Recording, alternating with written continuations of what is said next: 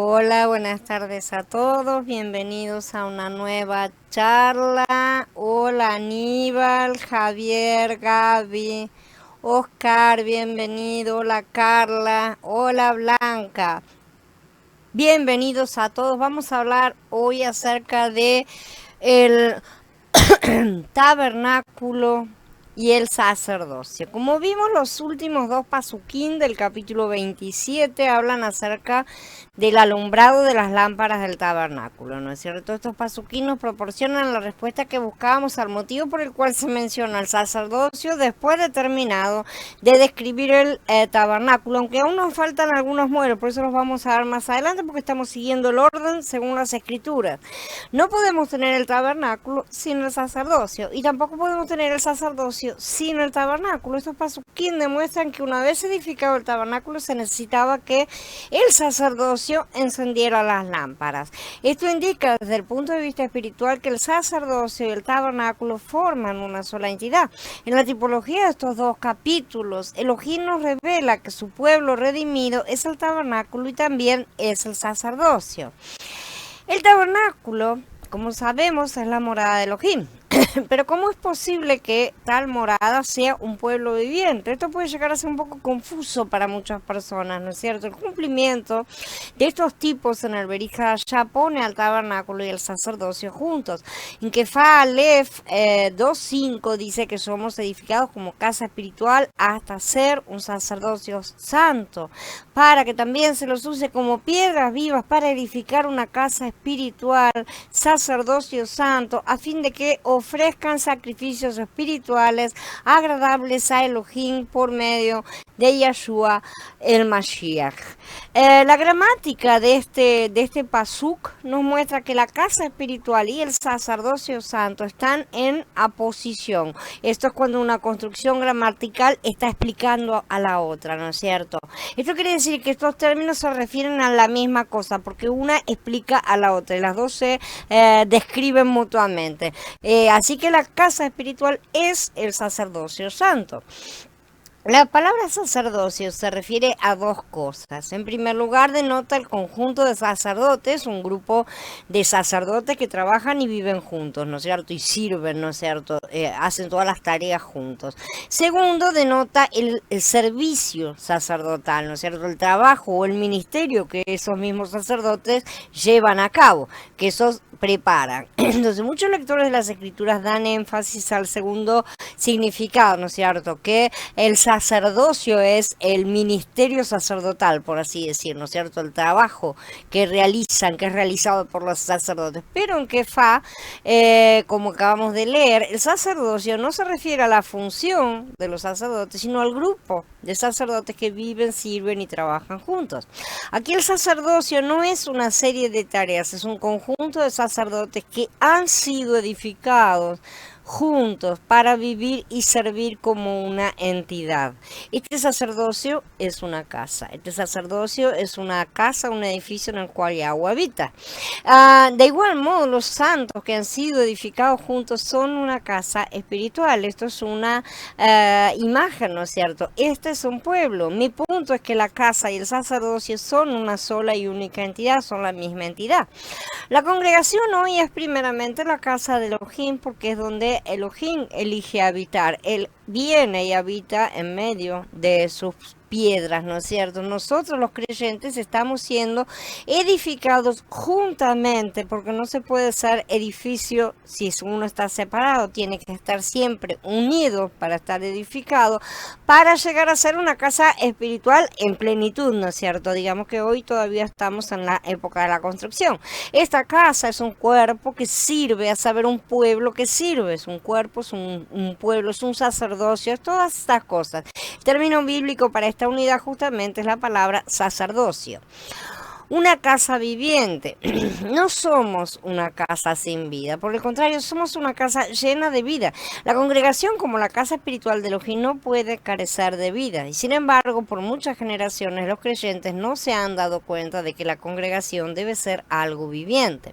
Algunos, al hablar de la iglesia, se refieren a un edificio tal como una capilla o una catedral, ¿no es cierto? Un templo, lo que sea. Como han utilizado la expresión iglesia, ¿no es cierto? Han terminado aplicando el término al conjunto de creyentes y a los edificios donde se reúnen. Y a veces ambos estaban muertos, ¿no es cierto? Pero la congregación no es una entidad sin vida. La congregación es una cosa viva. Más bien se constituye de Mashiach y su pueblo redimido porque es la novia. Esa es la congregación.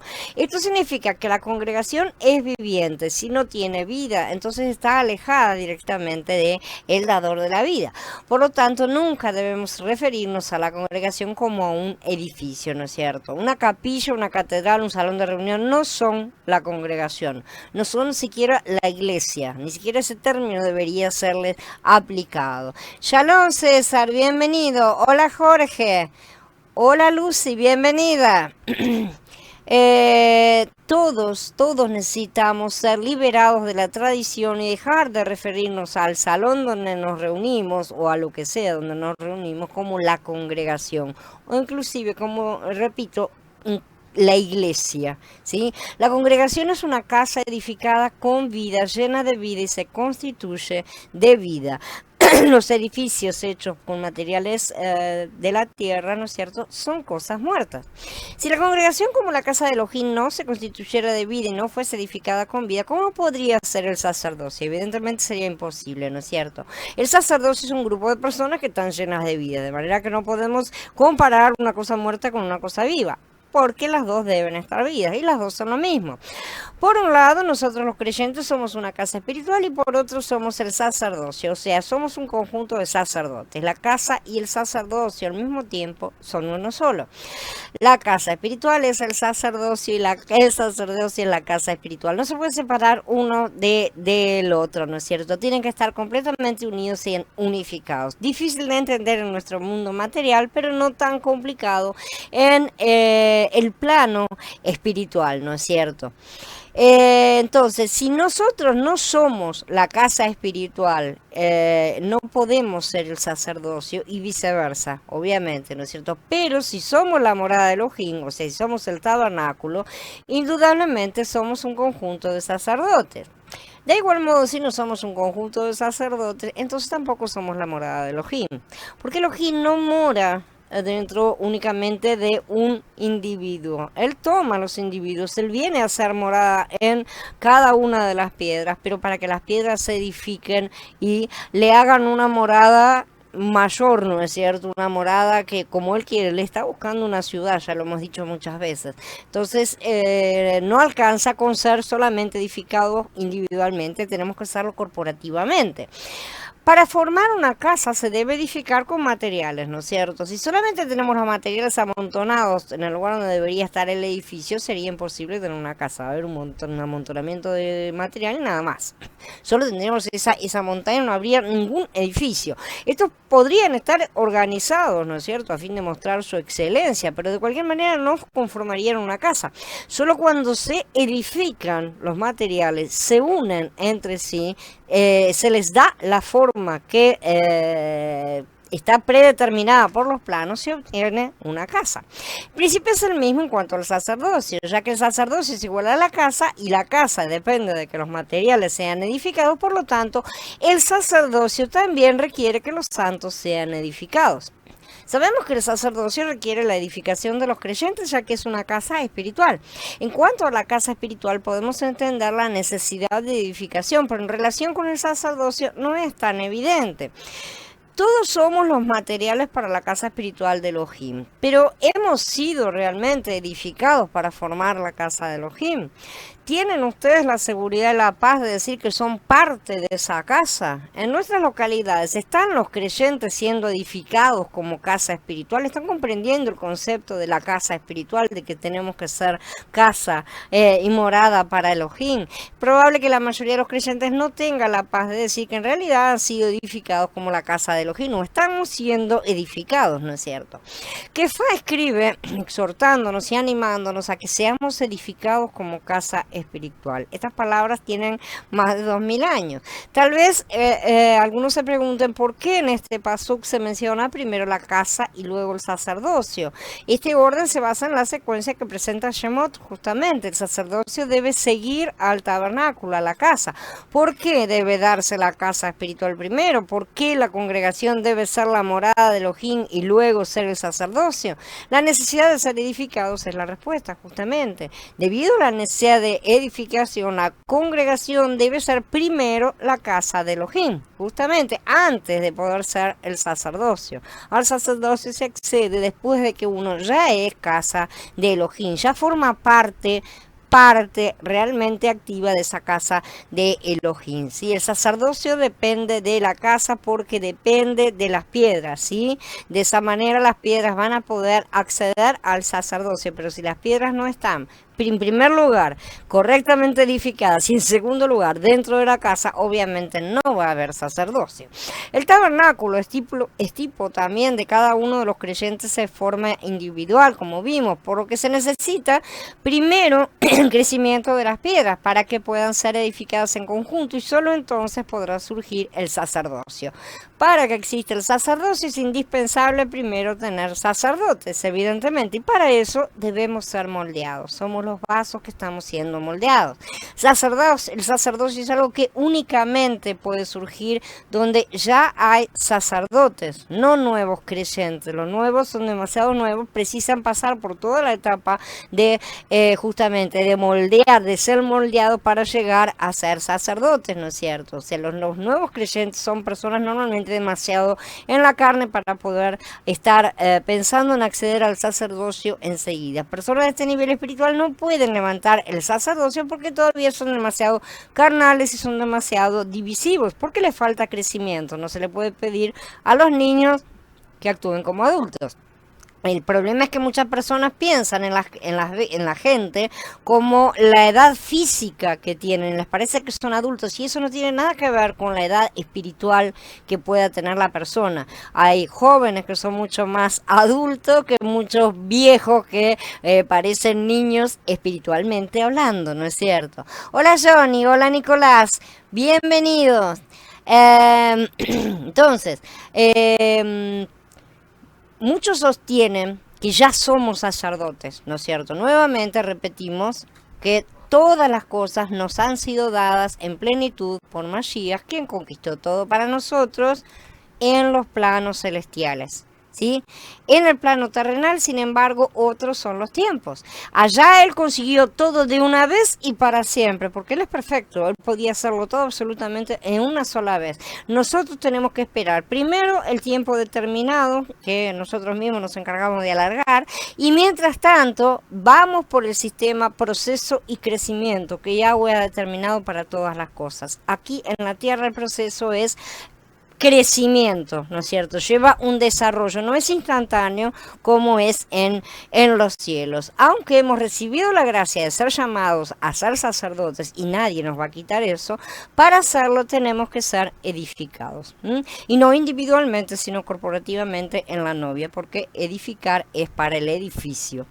Como los materiales para el edificio de Elohim hemos sido escogidos, hemos sido predestinados, llamados, salvados, perdonados, justificados, reconciliados y regenerados. Aunque somos los materiales, debemos preguntarnos si hemos sido edificados con otros para formar la casa de Elohim. Ahí viene la cosa más problemática normalmente. El resto de las cosas que mencioné son individuales, ¿no es cierto? El llamamiento es de a cada uno, las salvaciones para cada uno, todas esas cosas se aplican a cada uno. Ahora bien, llega un momento en el cual se comienza el camino de salvación, el cual tiene una parte que es de edificación personal en cuanto al crecimiento personal y labrado de la piedra en el formato que él determina de acuerdo al lugar que esa piedra va a ocupar dentro del edificio, por así decirlo, ¿no es cierto? Y al mismo tiempo piedras con piedras, ¿no es cierto? Porque de esa manera se edifica, de esa manera se levanta cualquier edificación. Entonces es todo, a pesar de que sea individual, es corporativo al mismo tiempo. Hoy entre los creyentes existen muchas enseñanzas acerca de cómo ser espirituales, cómo ser poderosos, cómo ser victoriosos, pero las escrituras no dan énfasis en cómo ser santo o cómo ser espiritual. Más bien el énfasis está colocado en el edificio de Elohim y en el deseo de Yahweh. Mencionamos que sin la edificación de los santos no podemos tener el sacerdocio, ¿no es cierto? Tal vez tengamos sacerdotes en la congregación, pero si ellos no han sido edificados no vamos a tener la casa, justamente. La casa depende de la edificación de los sacerdotes. Es necesario que los sacerdotes empiecen a ser edificados conjuntamente. En primer lugar, tenemos que tener el edificio, porque si no, no vamos a ningún lado. Entonces, ese edificio será justamente el sacerdocio. Pero no habrá sacerdocio si no hay edificación, porque el sacerdocio es servicio y también lo es la edificación. Los sacerdotes en el Tanaj no servían de manera aislada o individual, por el contrario servían todos juntos en coordinación. Este no era un servicio individualista, aun cuando un sacerdote hacía algo por sí solo, lo hacía en el sacerdocio, ¿sí? En el conjunto de sacerdotes, y lo que hiciera estaba dentro de las tareas sacerdotales, no hacía lo que a cada uno se le ocurría. Su servicio personal estaba en coordinación con el grupo de sacerdotes que servían. Un ejemplo de esta coordinación en lo que sucede es lo que sucede en mi cuerpo cuando uso mi mano, por ejemplo, para tomar un libro. Una cosa simple. Por un lado, es la mano la que toma el libro, pero la mano no actúa separada o individualmente. Primero que sigue formando parte de todo mi cuerpo, ¿no es cierto? Y es mi cerebro el que le está dando la orden. En el momento que yo quiera tomar el libro, o sea, quiera leer el libro, voy a tener que usar los ojos también, ¿no es cierto? Tiene toda una coordinación en todas las cosas. Al hablar se aplica el mismo principio, aunque mi boca es la que habla, no está separada de mi cuerpo, ¿sí? La boca habla en coordinación con el cuerpo. Estos son buenos ejemplos para demostrar que los sacerdotes sirven juntos en coordinación. Esa es la cuestión, no de una manera individual. Donde hay individualismo hay algún problema motor, ¿no es cierto? Y entonces mi cerebro le envía la orden a la mano y la mano no se mueve y no quiere tomar el libro. Así que no debemos confundir una comuna con la forma corporativa de vida que tienen los sacerdotes en el sacerdocio, porque si leemos el libro de Vayikra, vamos a ver que ellos comían juntos y estaban juntos gran parte del día, hasta el comer eran un conjunto, ¿sí? Eso puede indicar una manera de vida comunitaria, comunal, ¿no es cierto? Esta vida corporativa de los sacerdotes, sin embargo, no es igual a lo que se conoce como estas comunas, lo que a la gente le puede parecer a simple vista que sean una comuna. No es solamente una cooperativa, por así decir, ¿no es cierto? Hay mucho más en comunión interna a través del Ruaj en todas estas cosas. Los dos aspectos de la congregación. Cuando estamos edificados conjuntamente, llegamos a ser la congregación como morada de Elohim. Entonces, espontáneamente somos la congregación en el segundo aspecto, a saber, en el sacerdocio. Ahí comienza el servicio, ahí comienza la interacción en las tareas. Nosotros somos un pueblo que le sirve a Elohim como sacerdotes. Tales sacerdotes no sirven de una manera individual, ellos sirven como un conjunto. Esta es la razón por la cual en el Berija Allá se describe la congregación como una casa, un sacerdocio y un cuerpo. No hay nada individual en ninguna de estas cosas. Nosotros, la congregación, somos el cuerpo de Mashiach. En este cuerpo hay muchos miembros, pero ninguno actúa de forma individual porque hay una sola cabeza. Si un miembro quiere separarse, deja de formar parte de ese cuerpo. En la tipología del libro de Shemot, Elohim usa dos asuntos para describir la función de la congregación. En primer lugar, la congregación funciona como la morada de Elohim. Sin la congregación, Yahweh no tiene un hogar. Él sería como una persona que vaga por el desierto, que está sin hogar, literalmente. Pero con la congregación, Elohim tiene un hogar y él está en su hogar ahora. Por lo tanto, la congregación funciona como su casa, ¿no es cierto? Su morada. Otra función de la congregación es servirle a Elohim. Ahora tenemos la otra parte, porque esta casa es una casa viva. Al proporcionarle una morada a Yahweh, también le estamos sirviendo. La morada de Elohim es un grupo de sacerdotes que sirven. El tabernáculo y el sacerdocio en el libro de Shemot tipifican esta doble función de la congregación. Todos tenemos que ver que la congregación tiene esta doble función, ser la casa de Elohim y servirle. Son las dos cosas principales a las cuales estamos llamados a trabajar. Elohim creó al hombre con un ruaj, ¿no es cierto?, para que lo recibiera él como vida. Esto ya lo hemos estudiado. Según el capítulo 2 de Bereshit, al hombre se le presenta la vida divina en forma del árbol de la vida, ¿no es cierto? El Pasuk 9 dice, también el árbol de la vida en medio del huerto.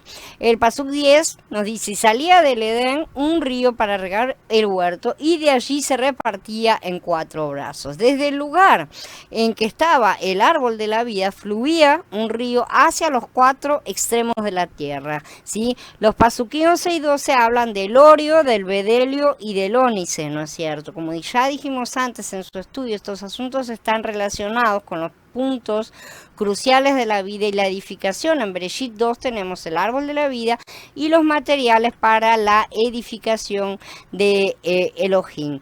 Shalom Magnolia, bienvenida.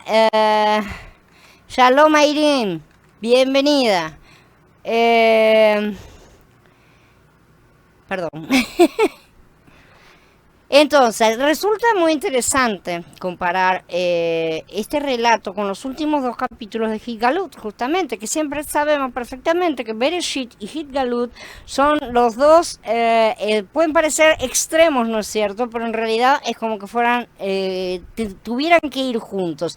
El tiempo que está en el medio, justamente el desarrollo temporal en la vida de la tierra, por así decir, pero Génesis salta directamente a Hit-Galut en el plano espiritual, por así decirlo, ¿no es cierto? Entonces en Hit-Galut 22 tenemos también el árbol de la vida y el río del agua de vida, pero cuando llegamos al final de las escrituras, los materiales para la edificación están en el edificio, ya están en la Nueva Jerusalén, no están sueltos. La Nueva Jerusalén va a contener los mismos materiales que se mencionan en Bereshit 2. Está el oro, está la perla, que es el bedelio es un tipo de resina que parece perlado, ¿no es cierto? Tiene un aspecto de perla, y las piedras preciosas. Si Elohim nos concede el tiempo para completar este estudio camino de los primeros 5 libros, ¿no es cierto?, de las escrituras, o sea, la Torá básica, vamos a ver que estos son libros acerca de la edificación. Todo lo que ellos contienen es sobre la edificación que Yahweh quiere realizar. Además, los primeros libros históricos, desde Yahoshua hasta Esther, ¿no es cierto?, Esra, Nehemías y Esther, también están relacionados con la edificación. De hecho, el tema principal de estos libros es la edificación de Elohim. No hay cómo no verlo cuando sabemos de qué él está hablando. Cuando todo en cuanto a la edificación de Elohim iba bien, la situación del pueblo de Israel era muy buena, pero cuando la edificación tenía dificultades, la situación era muy diferente.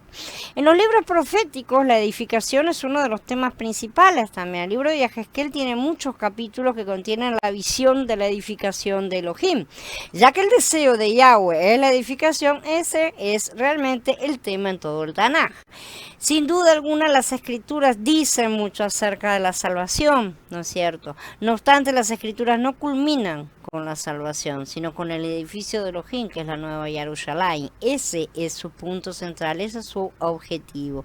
A través de todas las escrituras vemos muchos asuntos relacionados con la edificación. Tenemos que aprender a prestarles atención y a descubrirlos, ¿no es cierto? Porque algunas veces pueden parecernos escondidos dentro del lenguaje simbólico que tienen las escrituras. En Bereshit tenemos los materiales para la edificación y en Shemot tenemos la edificación del tabernáculo. Estos materiales preciosos, los 3 que aparecen en Bereshit son el oro, la perla, que es el bedelio, y el ónice, ¿no es cierto? Se pueden ver en el tabernáculo y en el sacerdocio. Sabemos que en el tabernáculo hay abundancia en oro. Vimos que el pectoral, las sombreras del efod que llevaba el sacerdote tenían piedras preciosas, ¿no es cierto? Sin embargo, en el tabernáculo, en lugar de la perla, estaba la plata. La plata representa la redención, como sabemos. En Bereshit 2 está la perla, pero no está la plata, ya que aún no existía el pecado. Ese es el tema por el cual se ha reemplazado un material por otro. Además, en la Nueva Jerusalén habrá perlas en lugar de plata. ¿sí? Ya que para ese entonces no habrá más necesidad de la redención, justamente, ya no hay espacio para la plata porque ya no es necesaria, todo estará consumado. Además, en la nueva, pero entre Bereshit 2, justamente, desde el principio, y Galut 21, definitivamente tenemos la necesidad de la redención, por eso hay plata en todas partes, ¿no es cierto? Y por esta razón, en Corintiim Aleph 3:12, Shaul menciona el oro, la plata y las piedras preciosas, pero no habla de la perla, ¿no es cierto?, cuando habla de las obras. La razón por la cual Shaul menciona la plata y no la perla es que en esta era existe la necesidad de la redención aún. Entonces, en la edificación del templo en el Tanakh se utilizaron exactamente estos mismos materiales. Shaul recibió una revelación maravillosa por parte de Elohim acerca de la edificación. Su mención del oro, la plata y las piedras preciosas en Corintiim Aleph, en el capítulo 3, concuerda completamente con el pensamiento de que antes de la caída del hombre en Bereshit no existía el pecado, por lo tanto no se necesitaba la redención. Pero luego de que el pecado entró en el hombre, ya era necesario ingresar ese elemento. En la eternidad no se necesitará más la plata, ya no habrá más pecado. Pero después de la caída y antes de la nueva Jerusalén, en ese intermedio, ¿no es cierto?, tenemos que tener la plata. Una vez más vemos cuán consistentes son todas las escrituras, ¿no es cierto? Lo que Shaul escribió acerca de la edificación es consistente con la revelación de todas las escrituras.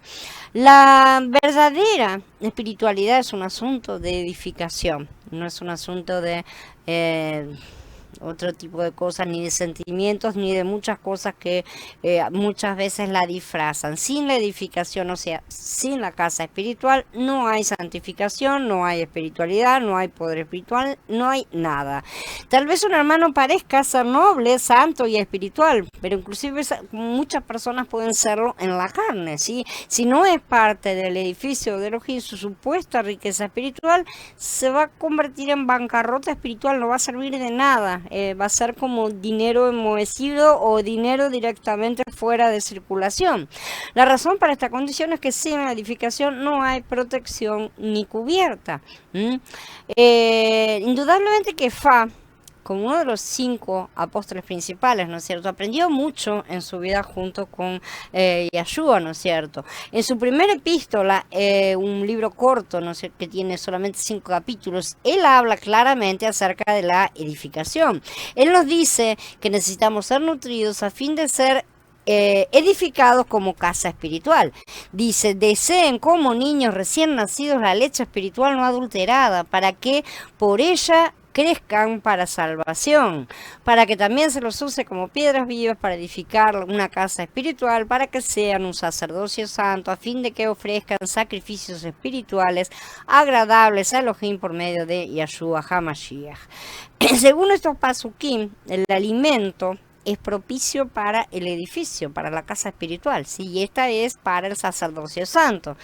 Que en el paso 9 habla del real sacerdocio, pero ustedes son linaje escogido, real sacerdocio, nación santa, pueblo adquirido, para que anuncien las virtudes de aquel que los ha llamado de las tinieblas a su luz admirable.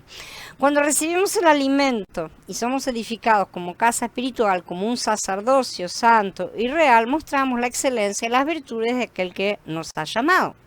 En general, los creyentes de hoy se esfuerzan en vano por ser santos, espirituales y poderosos, porque se esfuerzan en sus propias fuerzas. Se han escrito muchos libros con el propósito de ayudar a los creyentes a ser santos y victoriosos, libros de autoayuda dentro del cristianismo. En fin, ¿cuánta ayuda podemos recibir de estos libros realmente? Yo diría que la ayuda que ofrecen es muy poca o nula directamente. Aún las personas más santas y espirituales han cometido muchas fallas. Sabemos que los fracasos son diferentes a las faltas, no podemos ponerlos en el mismo nivel. Puede que una persona no haya tenido ningún fracaso, pero sin muchas faltas. Las faltas en las vidas de los creyentes más espirituales se deben a la falta de edificación justamente. Muchos santos han aprendido a confiar en Elohim, cómo ser disciplinados por él y cómo tener la experiencia del madero una y otra vez. También conocen los principios de la vida de resurrección, pero aunque conozcan todo esto, si no tienen la edificación en el cuerpo, el resultado finalmente será nulo, porque lo que busca el Padre es una casa. La meta de Yahweh. En las escrituras y en la vida creyente, los asuntos más básicos son la vida y la edificación. Si no le permitimos a Elohim tener su edificación entre nosotros, seremos un fracaso en lo que al propósito de Elohim se refiere. La edificación es la única meta de Yahweh. Él desea a la nueva Jerusalén por la eternidad, por eso la está levantando. Hoy él desea la congregación, porque de ella va a surgir la nueva Jerusalén. Y esta es la edificación que Yahweh viene realizando a lo largo de toda la historia.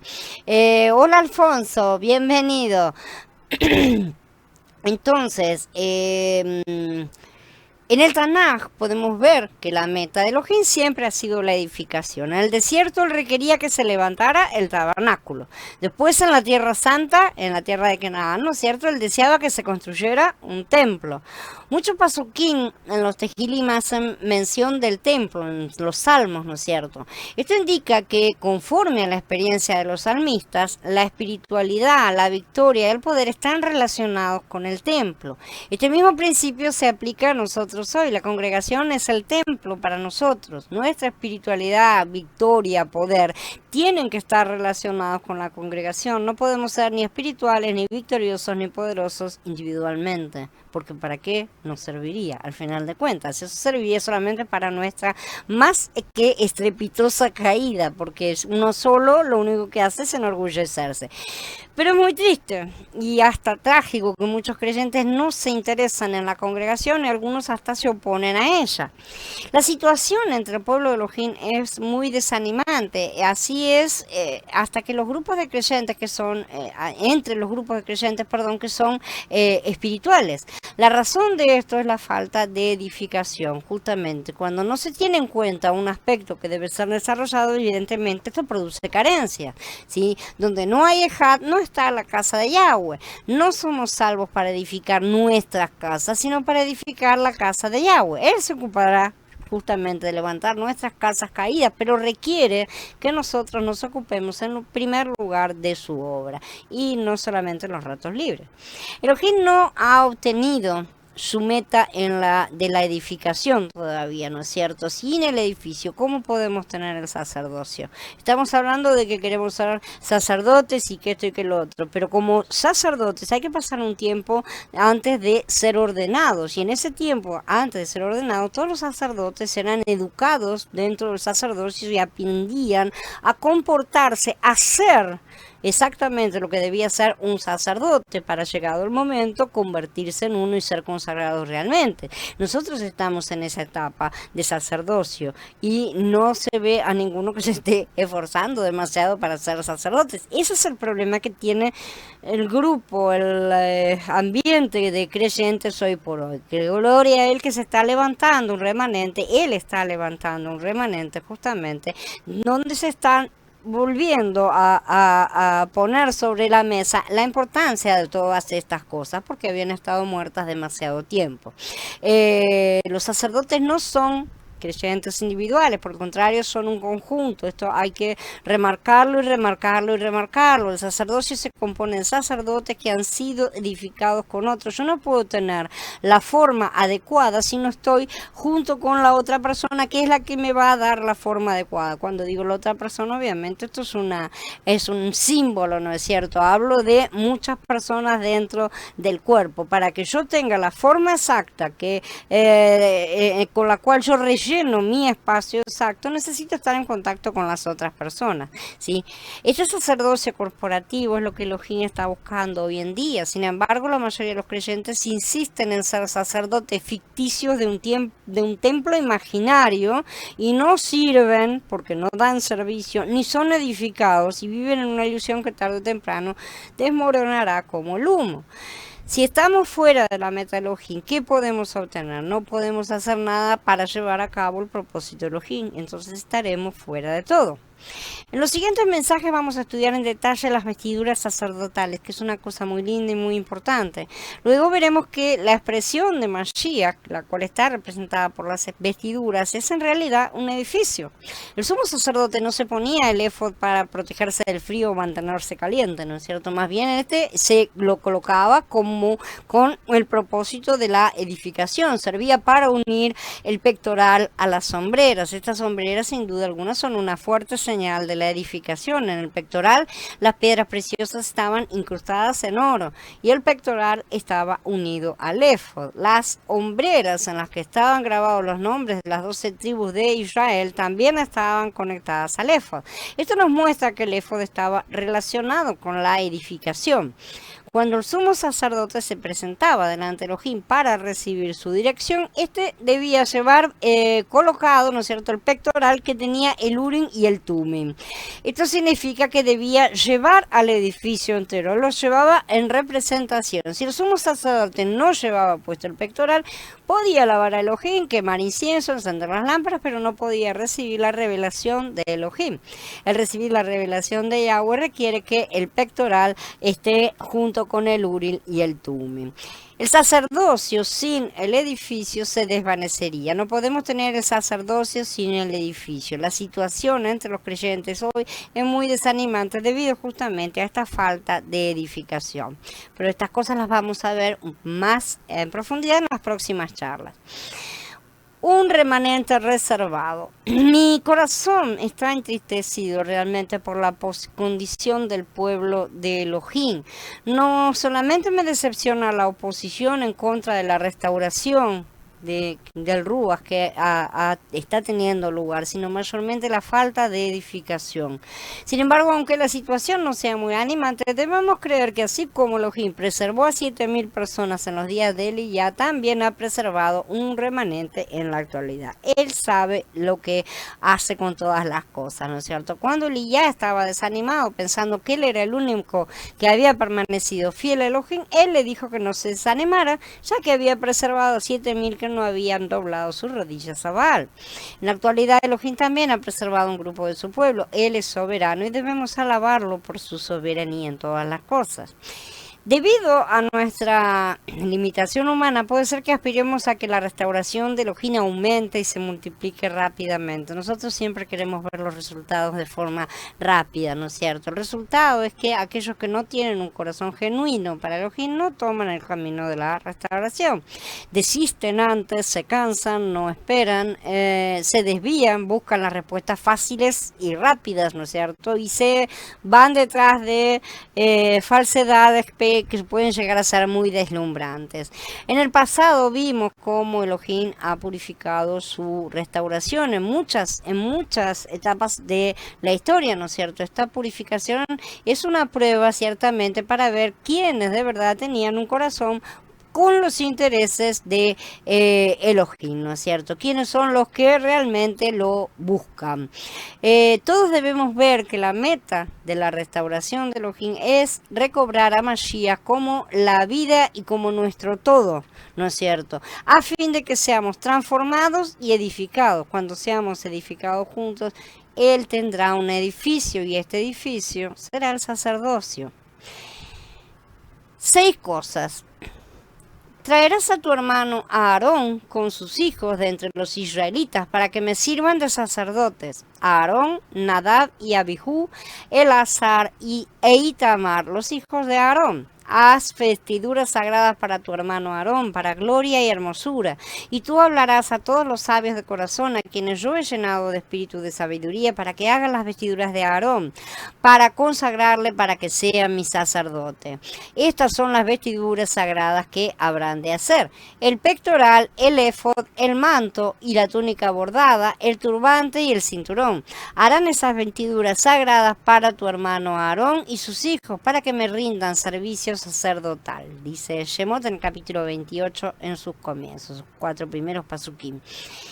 Los sacerdotes debían llevar vestiduras especiales, ¿sí? Los militares tienen que llevar el uniforme apropiado, mucho más los sacerdotes. Entonces, ya que en las escrituras la vestidura implica una cobertura que está en la naturaleza, simboliza la naturaleza y el comportamiento. Son todos símbolos, ¿no es cierto? Como un grupo de servidores, los sacerdotes del Tanaj tenían que llevar vestiduras designadas para los sacerdotes y únicamente para ellos.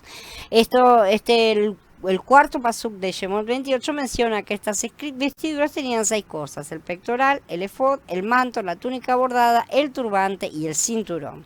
El pectoral se componía de 12 piezas preciosas incrustadas en oro.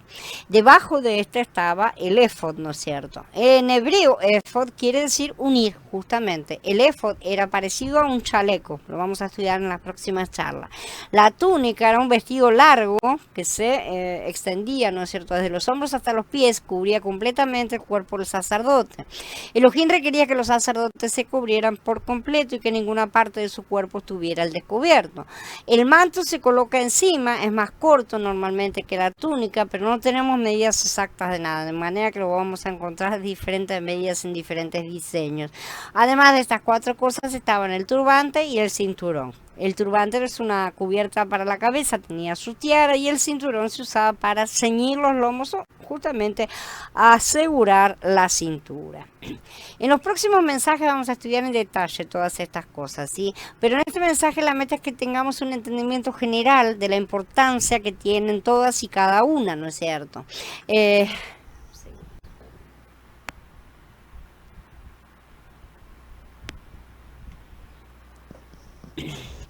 Las vestiduras sacerdotales indican que los que sirven a Elohim como sacerdotes deben tener una expresión especial.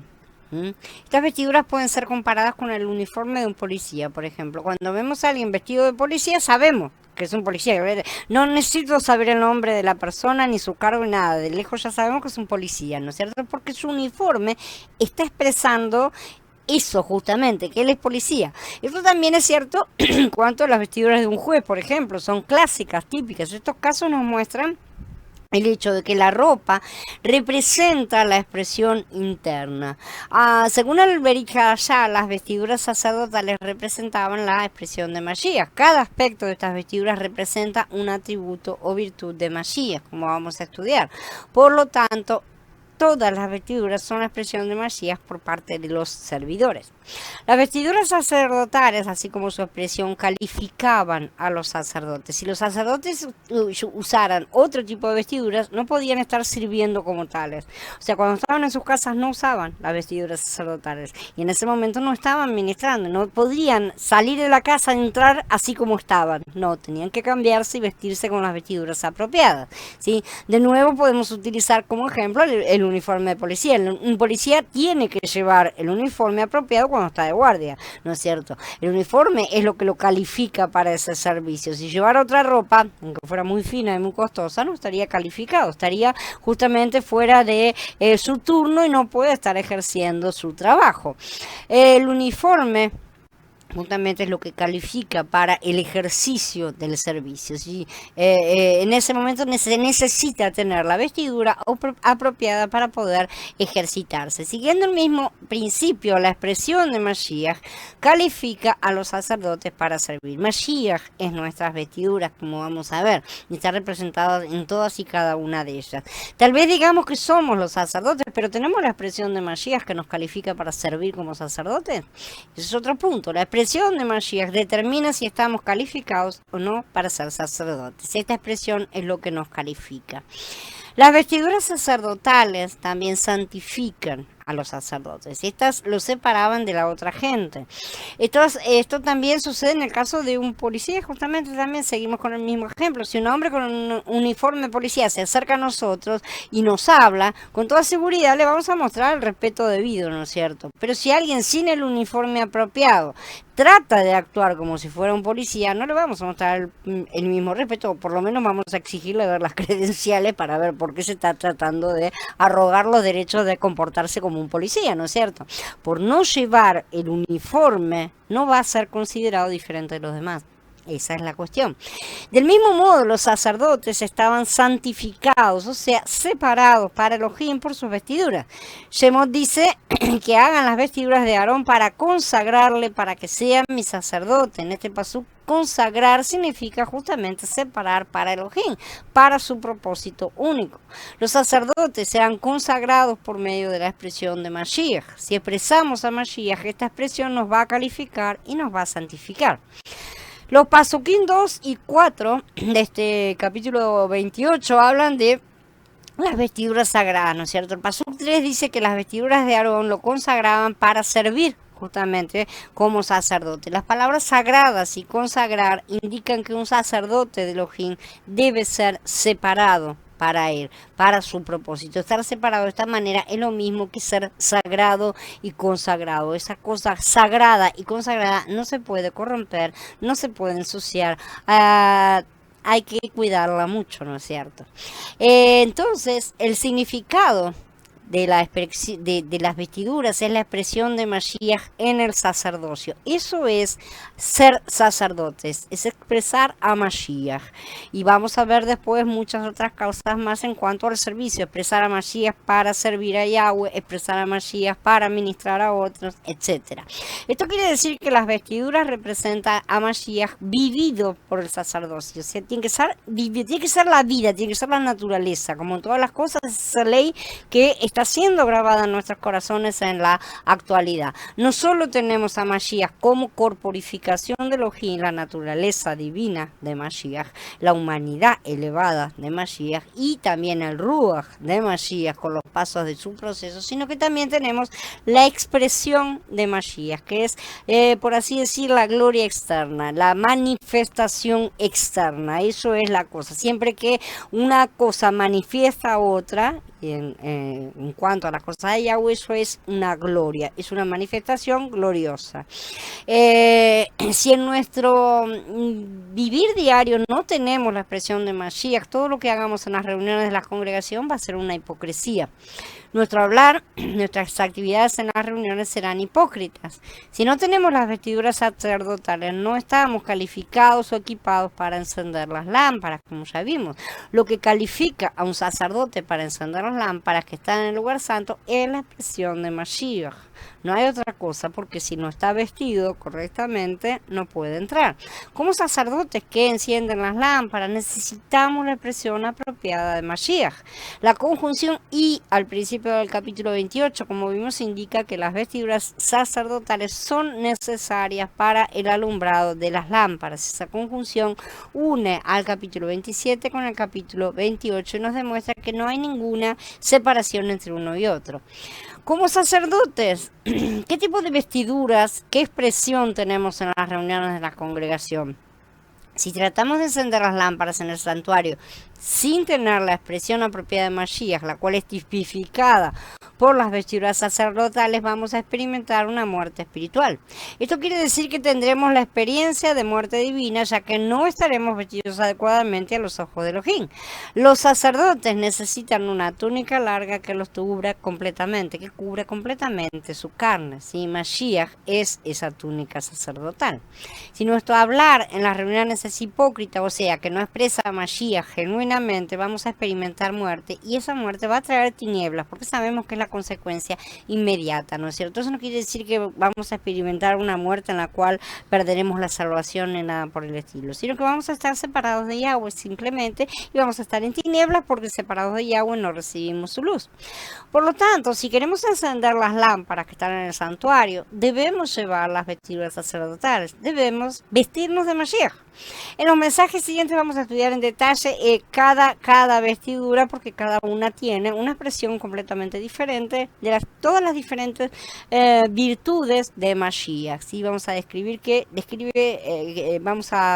que describen varios aspectos de la expresión de Mashiach, ¿no es cierto? En este mensaje mi meta era describir la cosa de manera general, para que comprendamos lo que vamos a estar estudiando a través de las vestiduras. Todos tenemos que tener nuestra túnica sacerdotal como principio de todas las cosas. Shemot 28 dice, harás vestiduras sagradas a Aarón tu hermano para gloria y hermosura. Las palabras gloria y hermosura abarcan mucho. La palabra traducida por gloria es kabod, ¿sí? Que implica peso, ¿sí? En este sentido indica gloria, esplendor, es siempre traducida como gloria. Como detalle les quiero mencionar que la palabra Shekinah no aparece en todas las escrituras. En las escrituras, cada vez que se habla de la gloria de Yahweh, o lo que se quiere hablar acerca de la gloria de Yahweh, como por ejemplo que la gloria de Yahweh llenó el templo, expresiones como esas, no mencionan a la Shekinah. Por cierto, la Shekinah sí forma parte de no es que no sea una palabra hebrea, sí lo es una palabra hebrea, existe, pero como tantas otras palabras tampoco figuran en las escrituras, no es mencionada, y la Shekinah forma parte de una historia gnóstica en la cual la Shekinah es la esposa de Yahweh, así que cuidado con las expresiones que utilizamos. Hay cosas que es mejor dejarlas de lado, sobre todo ya que no figuran en todas las escrituras, no aparece la palabra Shekinah para hablar de la gloria de Yahweh. Palabra que siempre utilizada es kabod. Y la palabra se hizo carne y acampó entre nosotros y vimos su gloria, una gloria como del unigénito del Padre, lleno de amor y de verdad, dice Yahanan 1. En Ibrín dice, Él es el reflejo de su gloria y la expresión exacta de su ser, quien sustenta todas las cosas con su palabra poderosa.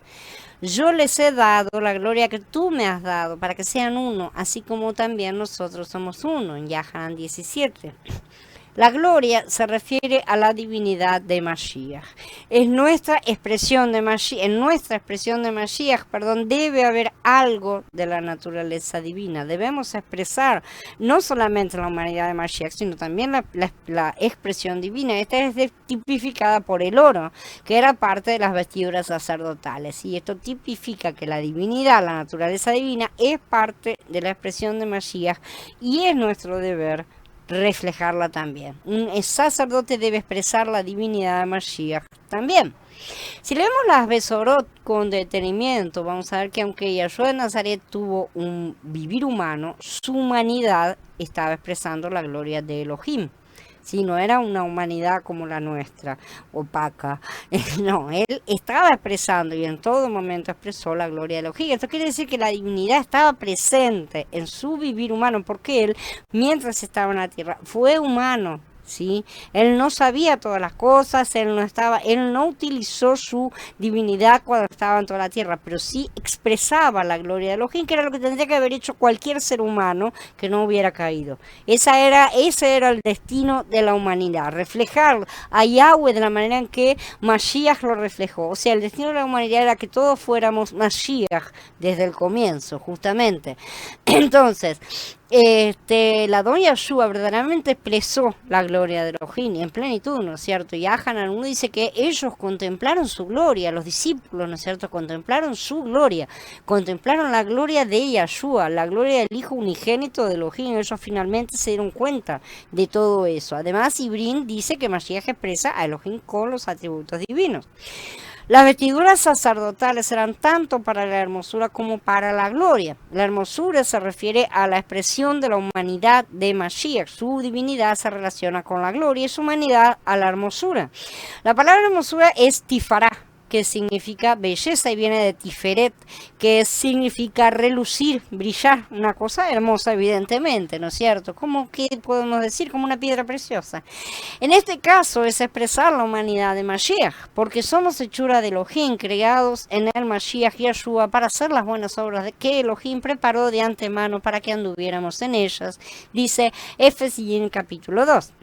Los evangelios revelan que en la vida y en el diario vivir de Yahshua podemos ver la gloria divina y también su hermosura humana. Podemos ver la perfección de las dos cosas, de las dos cosas que tipifican a Yahweh mismo, ¿no es cierto? Su creación y él mismo. En Elohim la divinidad y la humanidad se mezclan de una manera perfecta, ¿no es cierto? Están mezcladas como los hilos de un tejido, justamente.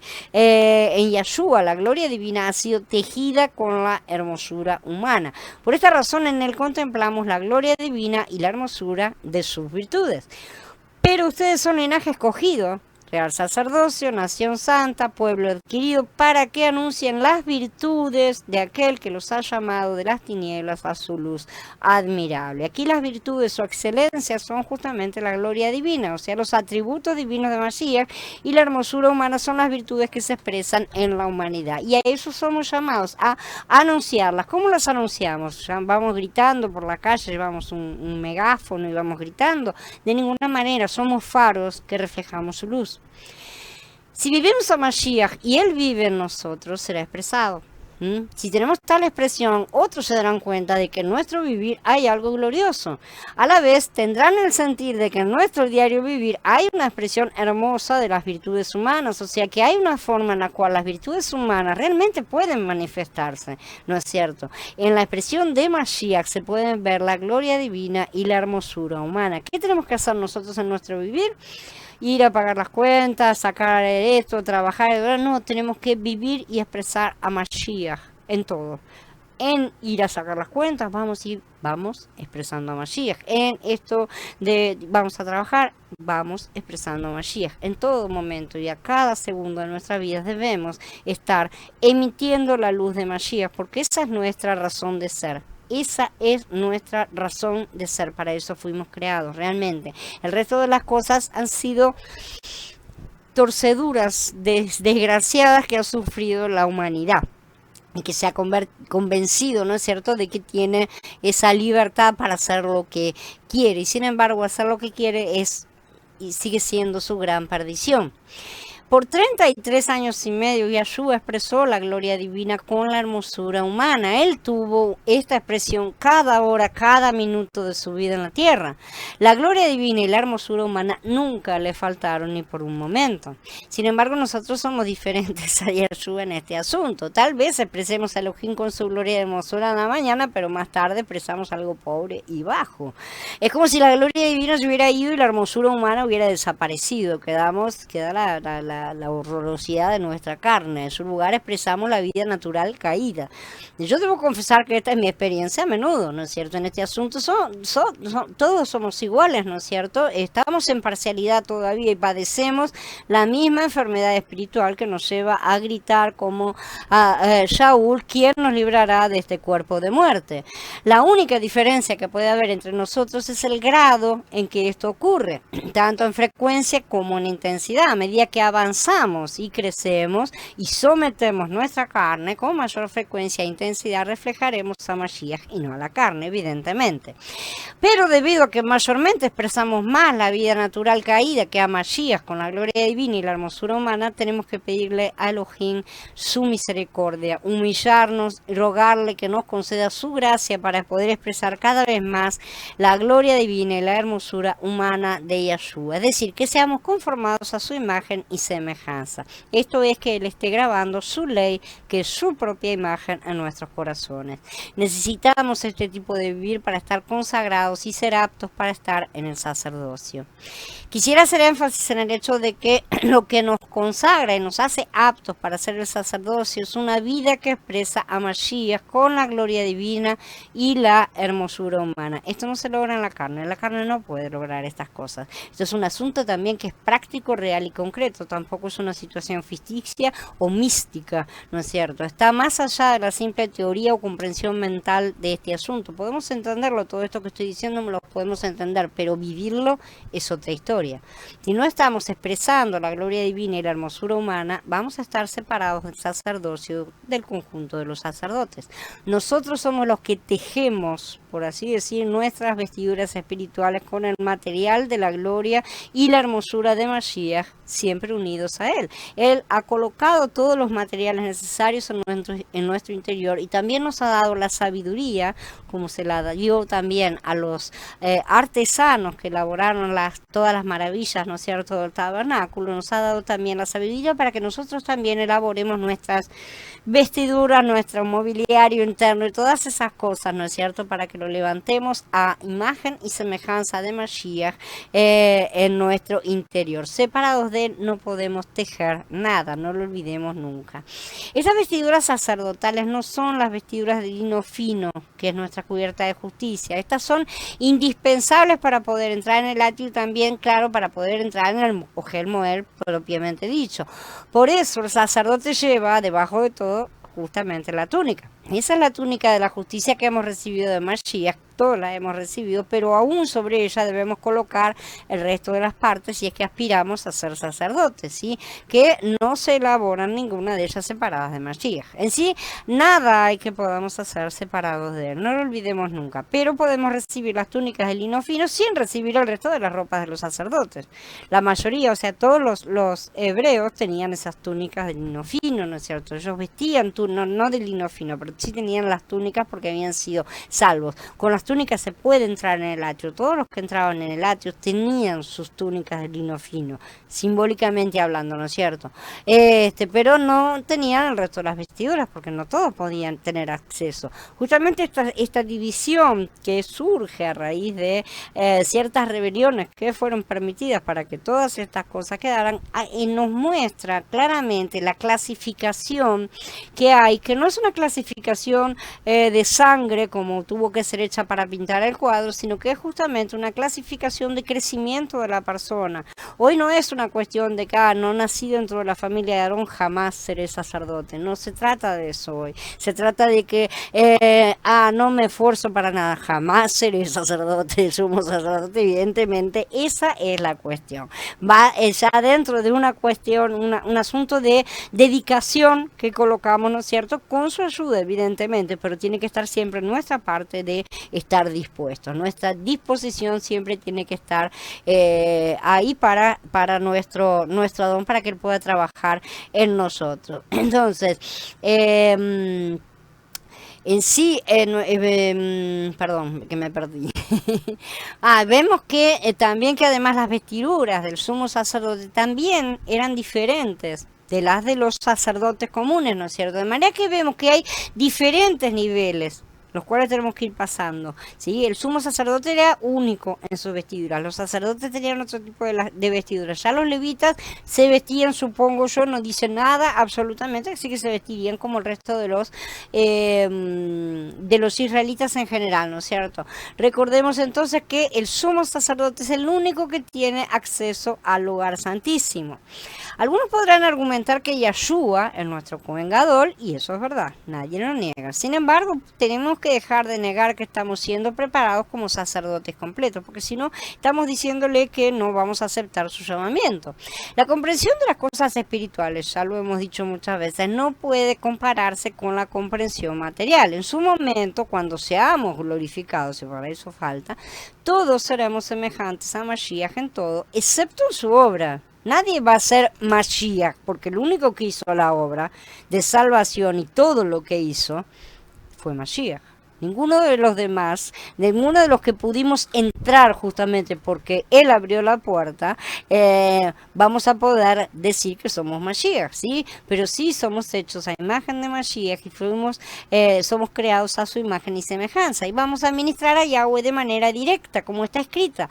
Verán su rostro y su nombre estará en sus frentes. Esta gloria no la tiene cualquier persona, no la tiene cualquier creyente, aunque sea, ¿no es cierto? Hay que estar en un nivel elevado para poder ver el rostro de Yahweh. Nosotros sabemos que ningún hombre lo ha visto jamás y eso no quiere decir que ningún hombre lo verá. Al contrario, está escrito que sí lo verán.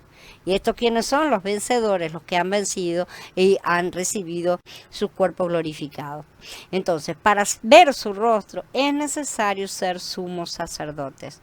Por ahora solo somos aprendices, evidentemente, pero no debemos conformarnos con ser aprendices de levitas y mucho menos tampoco ser aprendices de sacerdotes y nada más. Tenemos que ir al fondo del deseo de Yahweh, que el hombre sea su sumo sacerdote a plenitud, que estemos en frente suyo, que veamos veamos su rostro cara a cara, ¿no es cierto? Aquí en la imagen perfecta de Yeshua HaMashiach, ya completada en cada uno de nosotros. Si estamos separados de Yeshua, entonces no estamos en el edificio, y tampoco estamos en el sacerdocio. Hay que entender eso porque Yeshua no es individualista, Yeshua es corporativo, Yeshua viene a buscar su novia, ¿sí? Que no es, a pesar de que sea un montón de individuos, no son individuos individuales, por así decir, bien separados, no, son un cuerpo. O no son nada, están separados. Pero siempre que expresamos la gloria divina mezclada con la hermosura humana, entonces sí estamos verdaderamente en ese edificio. En ese momento sí estamos formando parte. Y así podemos ser edificados como el sacerdocio. Necesitamos estar cumpliendo todas estas cosas que parecen entremezclarse y se entremezclan, sí, son todas necesarias como las funciones de nuestro cuerpo. Parece difícil decir quién es más importante, cuál es el órgano más importante. Uno podría decir el corazón en un primer momento, y sin embargo el corazón sin los pulmones no podría estar haciendo nada. De manera que necesitamos entender cuál es esa cuestión de trabajar corporativamente y ser todos parte de una maravilla que ha determinado Yahweh. Algunos han dicho, justamente como decía Shaul, la mayoría quería ser boca o querían ser ojos, ¿no es cierto? Porque eran las partes más visibles, en las cuales les parecía más importante. Pero Yahweh ha creado todas las demás también. Y si las despreciamos, estamos despreciando su tarea, ¿no es cierto? Estamos despreciando su creación. Lo que se expresa en nuestro vivir no es solo un asunto de doctrina, ¿sí? Es cosa práctica y de experiencia de vida. Vamos a repetir estas cosas hasta el cansancio. Si analizamos nuestra experiencia, nos vamos a dar cuenta de que siempre que nos separamos de los santos, de los hermanos Kadoshim, y hemos sido individualistas, inmediatamente hemos expresado la vida natural caída, en lugar de expresar a Mashiach, sin duda, con la gloria divina y la hermosura humana.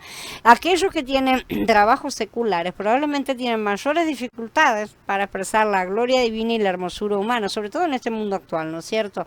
Y hasta aquellos que trabajan en el ministerio, puede que fallen en estas cosas también.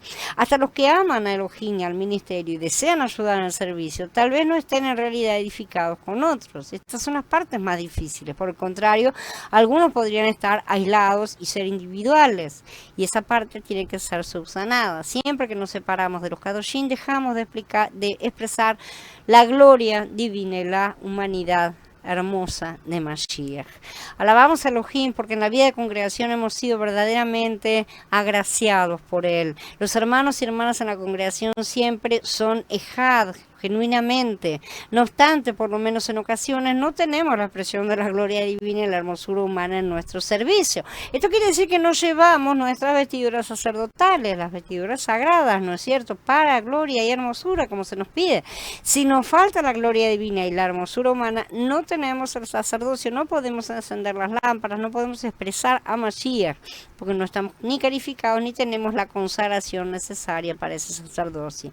Hay que estar separado en plenitud justamente para eso. Necesitamos estar continuamente vestidos. O sea, nosotros no salimos del tabernáculo, esa es la cuestión, porque el sacerdote cuando salía se tenía que quitar la ropa. Nosotros no salimos, nuestra misión hoy por hoy es que el tabernáculo se ha agrandado mucho más que simplemente un pequeño edificio, ¿no es cierto? Y se ha aumentado para llenar toda la tierra. Esa es la idea del Padre, y aún crecerá más durante el milenio, como ya vamos a estudiar, de manera tal que nuestra tarea también es cada vez más expansiva. Necesitamos estar continuamente vestidos. Así que espero que recibamos la ayuda de esta palabra y reconsideremos nuestra situación y condición día tras día, porque son cosas que hay que hacer todos los días. Solo el sumo sacerdote tenía el derecho de ponerse el éfod. Esto significa que como creyentes no tenemos en nosotros el poder o la fuerza de ponernos lo que el éfod representa. Solo Mashiach lleva verdaderamente el éfod. Solo él tiene el poder de aferrar y la fuerza para ceñir. De manera que nosotros solo podemos representarlos en la medida en que estemos unidos a él. Si no estamos unidos a él, no podemos representarlo en lo más mínimo. Si aspiramos a ser sumo sacerdote de Mashiach, necesitamos estar en él y él en nosotros. Separados de él nada podemos hacer, repetimos. Ni siquiera podríamos ser simples sacerdotes. Mashiach nos aferra, nos une y nos sostiene en él. Podemos decir que Mashiach nos une a sí mismo, de esa forma, ¿no es cierto? El poder que sostiene es su gloria divina y su hermosura humana. Debemos recordar que el éfod era la pieza de las vestiduras que se usaba para sujetar todo lo que se colocaba sobre el sumo sacerdote. El resto no tenía estas vestiduras. Había 3 cosas sujetadas al éfod, las 2 sombreras y el pectoral.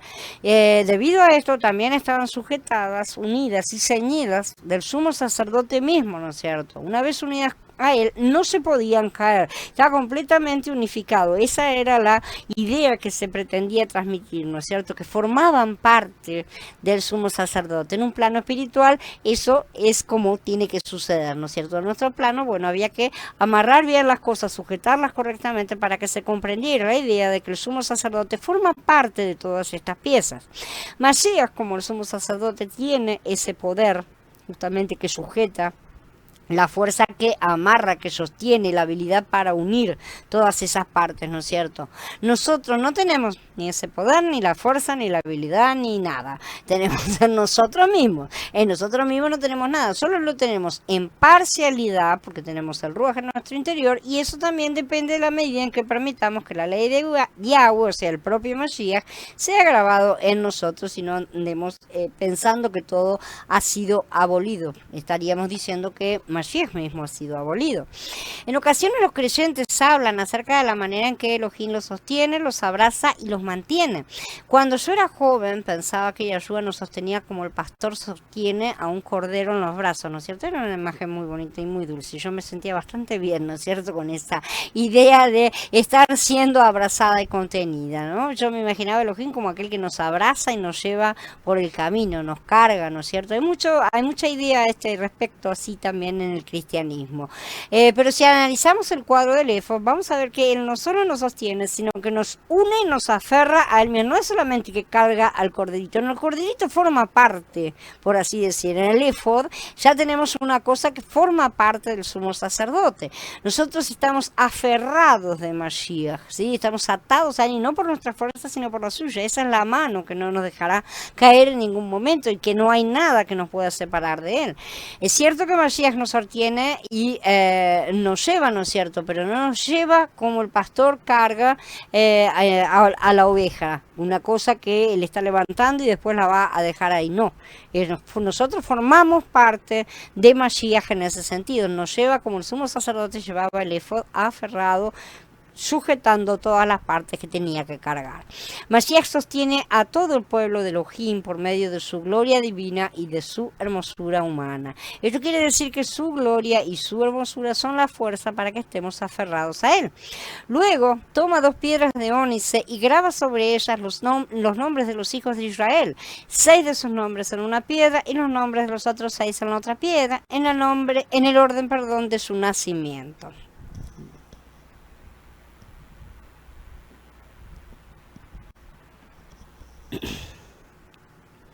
Estas piedras de ónice grabadas con los nombres de los hijos de Israel nos representan a nosotros, los creyentes, ¿sí? A todo el pueblo de Israel, justamente. Por lo tanto, estas representan al pueblo redimido de Elohim.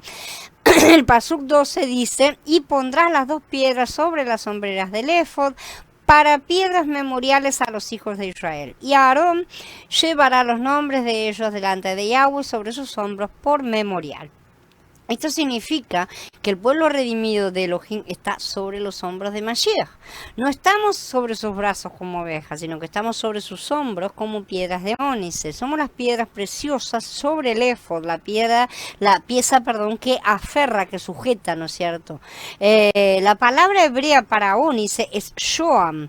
Es interesante saber que la expresión shoham, ¿sí?, que es similar, podría remitirse a la raíz se, que significa cordero, justamente, o bien a otra raíz porque están emparentadas en en sus letras, por así decir, con la raíz Yové, que significa ser semejante, ¿no es cierto? Es la primera piedra preciosa mencionada en la Torá. En sus primeras líneas se nos cuenta que la tierra de Avilá era rica en ónice en los comienzos de la historia, ¿no es cierto? El oro de aquella tierra es bueno, allí hay bedelio y ónice, justamente son todas los primeros materiales que hemos mencionado. Aarón es un tipo de Mashiach, es decir, lo representa proféticamente, ¿no es cierto? Aarón llevaba los nombres de Israel ante Yahweh siempre que él entraba en la tienda, ¿no es cierto? Y se identificaba a sí mismo con ellos. Justamente la expresión que se ha traducido para piedras memoriales a los hijos de Israel debería en verdad decir como piedras de recuerdo en favor de los hijos de Israel. Y esos son piedras memoriales, ¿no es cierto? Son piedras que son un recuerdo levantado delante de Yahweh. Vamos a ver que hay muchas piedras memoriales a lo largo de todas las escrituras. Hola Irma, hola Mariano, bienvenidos. Desde el día de nuestra salvación todos hemos sido sostenidos por Mashiach. Sin embargo, ¿sabíamos acaso qué es lo que nos había sostenido todo este tiempo? Tal vez algunos digan que Mashiach es poderoso, que somos sostenidos por su poder. Es cierto que Yahanan explica esto, ¿no es cierto? Y yo les doy la vida eterna y no perecerán jamás, ni nadie les arrebatará de mi mano. Justamente eso indica su poder, ¿no es cierto? En Yahanan 10, Yeshua continúa diciendo, mi Padre me las dio mayor que todos y nadie las puede arrebatar de la mano de mi Padre. O sea que hay dos manos que sostienen a los creyentes, la mano del Hijo y la mano del Padre. La mano del Padre nos sostiene a través del Hijo que manifiesta al Padre. Necesitamos preguntarnos cómo es que somos aferrados de Elohim en nuestra experiencia. Puede que algunos digan que están aferrados por la fe. Tal vez oren pidiendo que Yeshua les dé fe para poder creer que están en su mano y que Él los aferra. Muchas veces he orado de esa manera, ¿no es cierto? He tenido muchas experiencias de ese tipo de oración y de esta manera de creer, sobre todo en el comienzo. Pero mientras oraba de esta manera, tal parece que menos confío en Elohim. Cuanta más fe le pido, menos fe tengo normalmente. Muchos creyentes han tenido experiencias similares a esta. El Padre nunca nos dará fe. Él nos colocará en situaciones en las cuales nosotros podamos salir de la carne y en el Ruach manifestar la gloria divina y la hermosura humana de Mashiach. Nosotros tenemos que salir de la carne para poder hacer estas cosas. En la carne no podemos manifestar nada de Mashiach. No hay necesidad de que tratemos de creer en Él. No es una cuestión de esfuerzo, o sea, tratemos que hagamos fuerza para creer, a eso me refiero, ¿sí? No es una cuestión de esfuerzo, sino una cuestión de posición. Como todas las cosas espirituales, no tiene una explicación que nos quite todas las dudas acerca de si es así como se hace o si es asado como se hace. Son cosas que se experimentan y verdaderamente cuando se experimentan en verdad en el Ruach sabemos cuál es la experiencia válida, ¿sí? Con el tiempo el Ruach nos indica que eso que ahora estamos viviendo es justamente lo que habíamos pedido. De repente nos damos cuenta que cuando llegamos a eso, nos parecía y ni siquiera nos habíamos dado cuenta de que ya habíamos llegado a eso. Normalmente no nos damos cuenta ni siquiera cuando empezamos a experimentarlo, solo nos damos cuenta cuando ya estamos bastante afirmados y en ese momento solo nos queda alabarlo. El poder que aferra no viene por pedir con fe, sino que por lo que Él es y tiene y que ya es nuestro. Ese es el tema, por lo cual lo experimentamos y lo vivimos. Él está en nuestro interior. Si lo experimentamos y lo vivimos, se manifiesta justamente ese poder. No necesitamos pedirle, por favor entra en mí, por favor entra en mí, ya estoy acá adentro, va a decir él. No es cierto. Por favor aférrame, ya estás aferrado. Ahora empezá a salir afuera y quédate tranquilo que estás aferrado, estás asegurado. Esa es la cuestión que nosotros nunca terminamos de comprender esas cosas. Los primeros pasos siempre tienen que ser dados en la fe, no en una fe que nos pasamos años pidiendo y esperando que nos dé algo que no va a dar, sino en una fe que da el primer paso para que el mar se abra justamente. El Adón tiene la gloria divina y la hermosura humana y las ha colocado en nuestro interior. Él es glorioso, Él es hermoso. Siempre que nos detenemos delante de Él y lo admiramos, estamos aferrados de una manera práctica en nuestra experiencia. Pero necesitamos estar andando en sus pies, andando en su cuerpo, andando, usando su mente todo el tiempo. No hay necesidad de que tratemos de creer o confiar en Él. Él ya lo hizo. ya lo hizo, no podemos estar pidiéndole fe para algo que va a hacer, como podía haber sido el caso de los patriarcas que tenían que esperar todavía. Nosotros estamos bien después de que Mashiach ya cumplió esas partes, de manera tal que lo que tenemos que hacer es utilizarlas, ¿no es cierto? Creo que muchos de nosotros hemos tenido esta experiencia al leer las Besorot. Por medio de leer acerca de la vida de Mashiach en la tierra, vemos justamente cómo él se expresaba en la gloria divina y en la hermosura humana, ¿no es cierto? Y de esa manera nos vamos ciñendo cada día más a él, nos vamos aferrando cada día más a él, porque esa es la forma en la que él crece en nuestro interior. Cuanto más lo conocemos, más lo comprendemos, más lo conocemos por dentro verdaderamente, más conocemos su mente. De esa forma estamos siendo cada día más afirmados, más injertados literalmente en él, ¿no es cierto? Después sentimos que estamos seguros y a salvo, ciertamente, y nos damos cuenta de que nunca nos separamos de él. Esa es la experiencia del éfod. ¿Tenemos nosotros un éfod como este? Yo estoy muy segura de que no lo tengo. Tampoco Aarón lo tenía. Por ahora solo somos representantes, recordémoslo. Si estamos en aprendizaje, no tenemos la plenitud que se necesita para sostener a nadie. Si ustedes me estudian a mí, no se van a ceñir a mí, porque yo no tengo la capacidad de sostener a nadie. Estoy carente de la gloria divina y de la hermosura humana tanto como cualquiera, ¿no es cierto? Aunque seamos sus representantes, no podemos ceñirnos a ningún humano, aun cuando él mismo lo haya levantado, en cuanto él coloque a alguien como autoridad, puede ser, pero no tenemos que ceñirnos a esa persona. A pesar de todo, estamos ceñidos a Mashiach. Siempre es Mashiach. En esta etapa en la que estamos, el único que nos da la unidad entre todos justamente es el propio Mashiach, que él es nuestro éfod. Pero aun cuando no tenemos la capacidad, estamos llamados a imitarlo en todo, aunque sea parcialmente y hasta donde consigamos. Ellos pues recibirán el oro, las telas azules, púrpuras y escarlatas y el lino fino. Harán el éfod de oro, de tela azul, púrpura y escarlata y de lino fino torcido elaborado con diseños. Mashiach tiene un éfod de oro, azul, púrpura, carmesí y lino torcido. Son los mismos materiales que eran, ¿no es cierto?, para la primera cubierta del tabernáculo, para el velo y las cortinas de entrada. Aquí el oro se refiere a un hilo de oro. Primero se golpeaba el oro para formar placas muy delgadas y después se cortaban hilos, ¿no es cierto? Y esos hilos se entretejían con el tejido. El oro representa la divinidad de Mashiach, el azul representa lo celestial, ¿no es cierto? El púrpura, la realeza, porque él es rey, y el carmesí representa la obra redentora que él efectuó sacrificándose, ¿no es cierto? Todas estas cosas ya lo estudiamos en el capítulo de las coberturas. El lino fino finalmente representa la vida humana de Elohim, ¿sí? La torcedura del mismo, que era un lino retorcido, nos indica sus sufrimientos.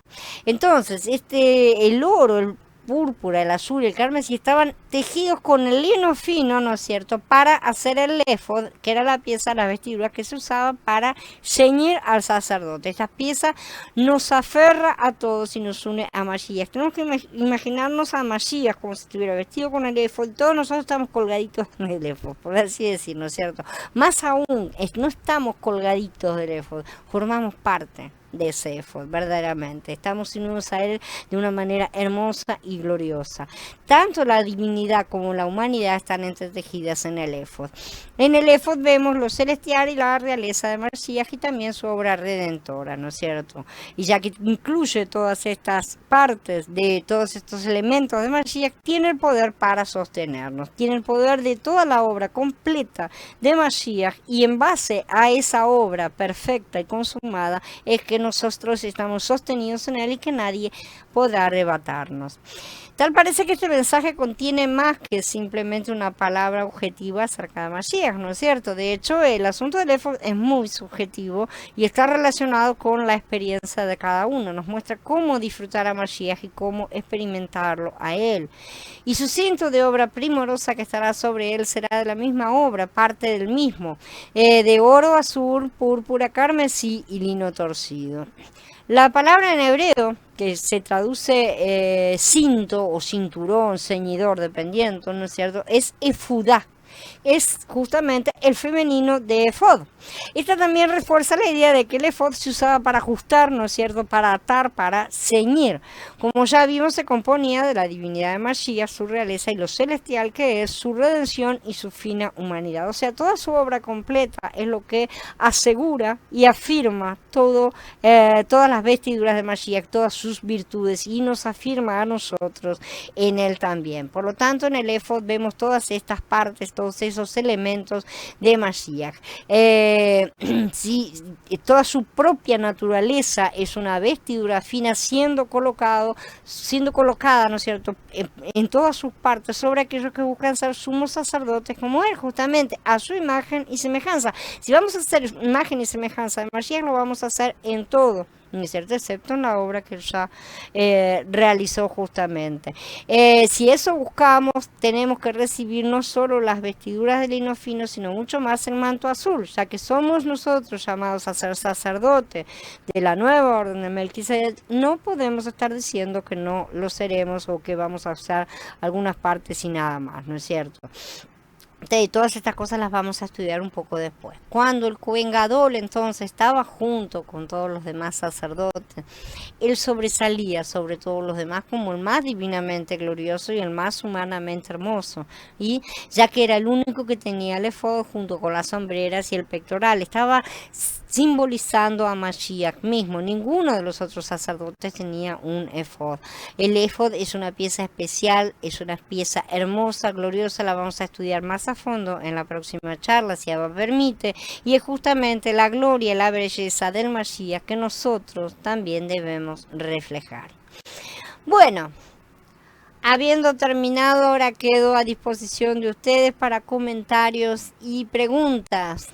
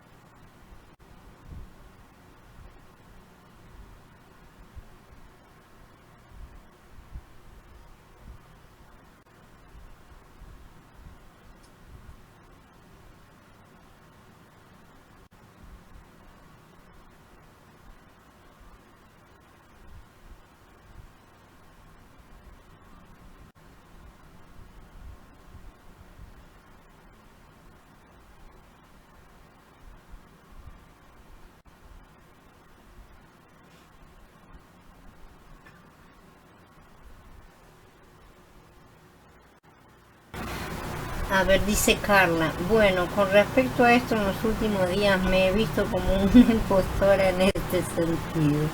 Y hoy me venía a la mente lo de que el amor de muchos se enfriarán. ¿Cómo se vuelve de ese punto? ¿Impostora en qué sentido? Exactamente, en el sentido de no estar reflejándolo. Supongo que debe ser eso a lo que te estás refiriendo, que te sentís que no lo estás reflejando correctamente. Salir de la carne.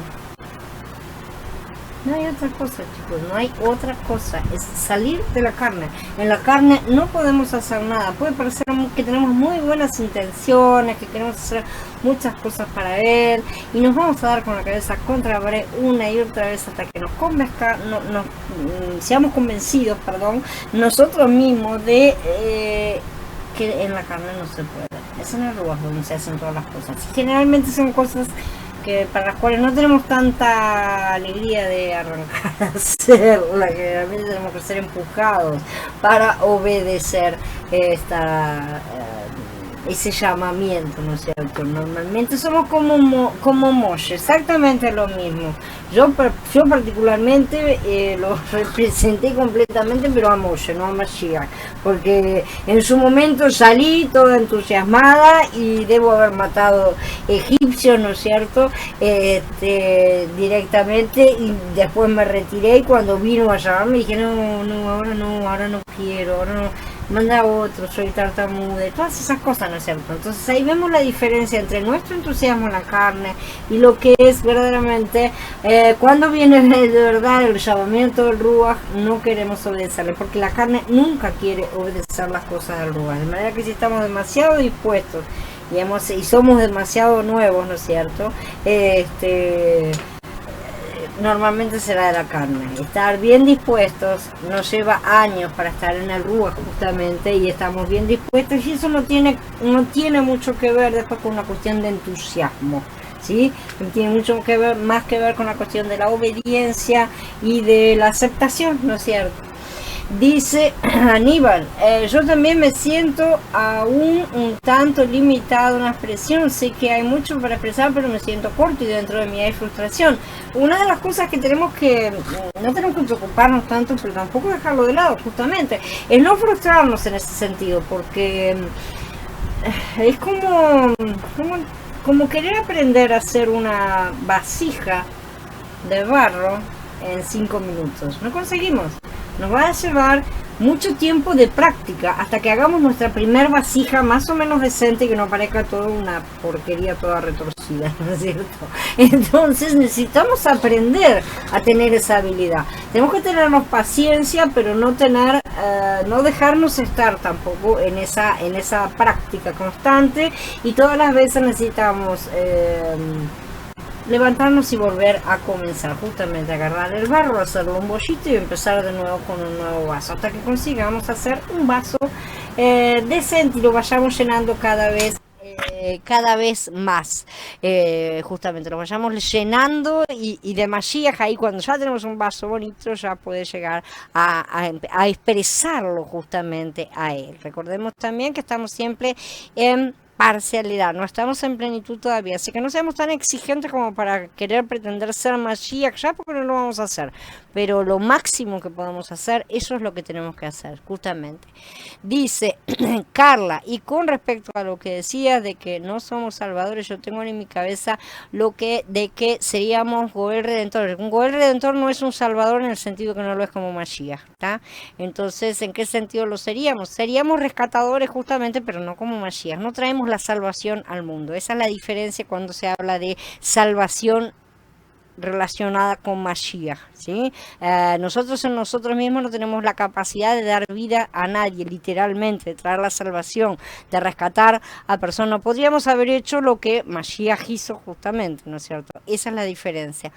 Dice Alfonso, a ver... gracias por la enseñanza, gracias a vos por participar. En cuanto al ejercicio del sacerdocio de parte nuestra, oí que en tu enseñanza que no podemos entrar al lugar Kadosh, Kadoshim, pero de acuerdo a la Torah dice que no podemos entrar en el lugar Kadosh, y lo dije, no podemos entrar mientras no somos el sumo sacerdote, ¿no es cierto? Mientras no estamos correctamente vestidos, ¿no es cierto? Dice que nosotros como sacerdotes de la nueva Besorá podemos entrar, dice Shaul, que podemos... Ahí está mezclado. Acercarnos a Elohim en plena certidumbre de fe. Exactamente. Ahora, ¿puede cualquiera hacerlo? A ver, Shaul estaba rodeado de un montón de personas. La cuestión es, a ver si me consigo explicar. La cuestión es que muchas personas dicen, yo soy sacerdote, y lo dije en un momento en la charla, yo soy sacerdote porque vine. No es así como ser sacerdote. Sacerdote se llega a ser por medio de estar vistiendo justamente esas vestiduras que llevan el tiempo para ser consagrados y todo lo demás, ¿no es cierto? No es, Yahshua nos salvó, todos somos todos sacerdotes. No es así.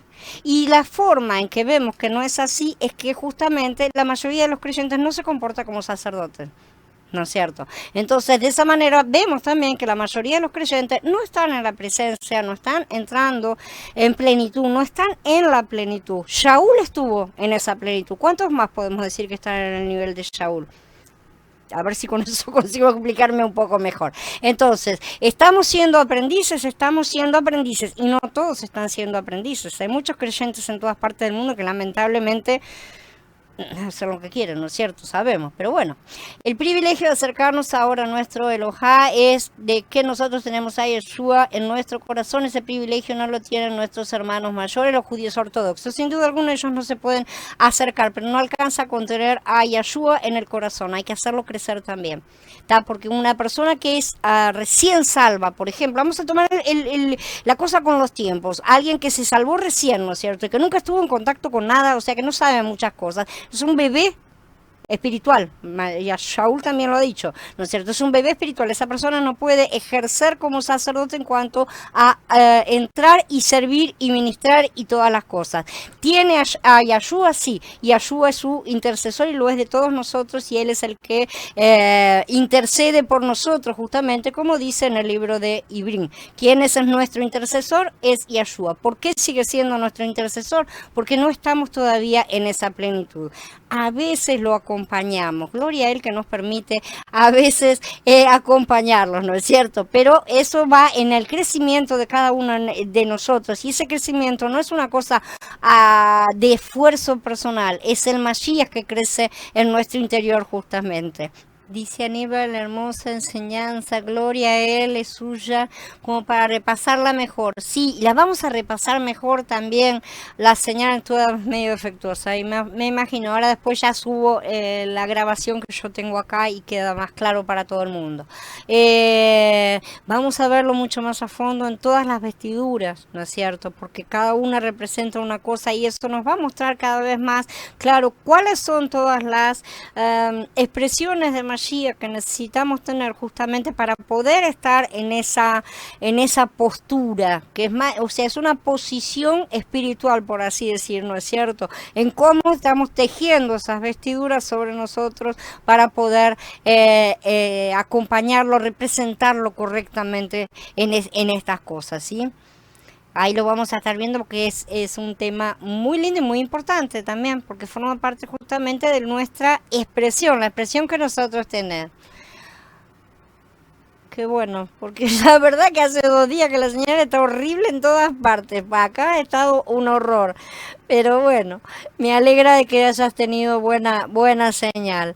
De cualquier manera, para los que no hayan podido o hayan llegado tarde, lo que sea, saben que yo después subo la edición, el video editado grabado.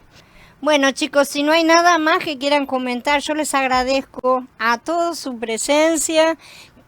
Que Abba nos bendiga con la comprensión de todas las riquezas que Él nos ha entregado en Mashiach, que nos bendiga en cuanto a vestir a Mashiach, hacer su expresión en todas partes, porque muchas personas necesitan ver y entender estas cosas, muy especialmente, como bien acertadamente mencionó Alfonso, nuestros hermanos mayores, los judíos que todavía no han visto a Mashiach, no lo tienen y por lo tanto todavía están perdidos, lamentablemente, esa es la realidad. Los que no están en Mashiach están fuera del camino. De manera que oremos para que Él nos capacite para ayudar cada día más a los perdidos, a acercarlos a Él para gloria de Yahweh, para gloria de Yeshua. Shalom a todos hermanos, nos vemos. Les recuerdo a todos, mañana están las charlas del curso de Piedras Vivas. No se olviden que están esas charlas. Y el sábado nos vemos en los estudios del Shabbat, ¿sí? Shalom a todos.